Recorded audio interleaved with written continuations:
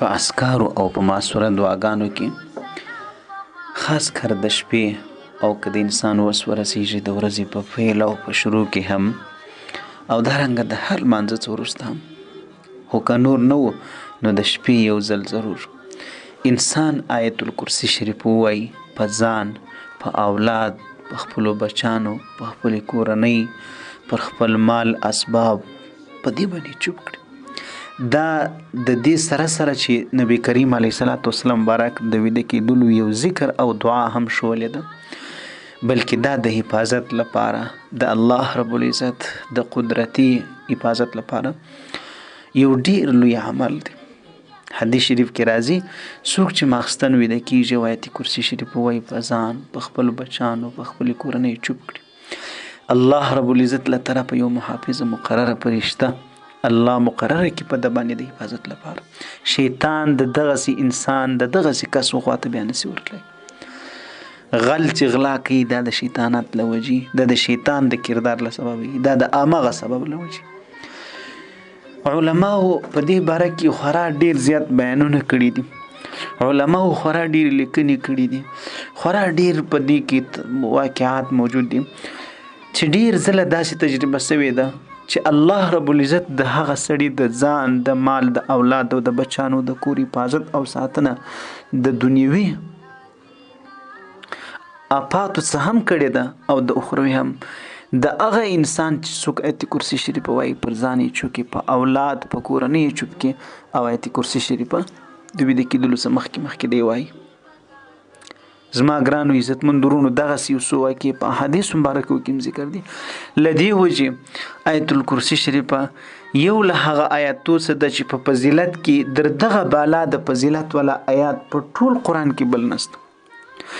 دوم آیت الکرسي شریفه دا له هغه آیاتو څخه ده چې په دې کې د الله رب العزت یو ډیر عظیم صفات ذکر شوي دي. له هغه آیاتو څخه ده چې علما او مشایخ او مور پلار له پکار دي، سرپرست له پکار دي چې باید ضروري په خپله میزده کې خپلو بچانو ماشومانو ته ورته وښي. نو د ویده کېدلو څخه مخکې یوه دعا د آیت الکرسي شریفه ده چې انسان یې ووایي، په ځان باندې چوپ کړي. راځئ ورونو د آیت الکرسي شریفه وایو چې تر څو میزده سي او الله دې په عملي زندګي کې وس او توفیق را نصیب کړي چې موږ د خپل ژوند او زندګۍ معمول وګرځو. له دنیا د آفتو سره سره د آخرت له غم او د آخرت د نقصان څخه هم بچاوېدل په دې کې موجود دي. د قرآن آیات دي، تاثیر پکې شته، د الله نومونه دي، د الله صفتونه دي. در دغه بالا د فضیلت ولایت آیات په قرآن کې در دغه بالا افضل ترین آیات نشته. بسم الله الرحمن الرحیم.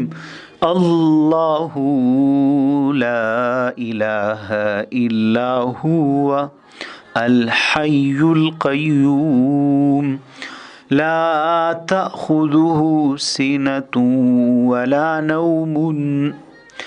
دا توري چې تاسو داسې وایئ چې درېږي نو داسې ویل کېږي ولا نوم، چې نه درېږي ولا نوم له ما في السماوات وما في الأرض من ذا الذي يشفع عنده إلا بإذنه يعلم ما بين أيديهم وما خلفهم ولا يحيطون بشيء من علمه إلا بما شاء وسيع كرسيه السماوات والأرض ولا يؤوده حفظهما وهو العلي العظيم.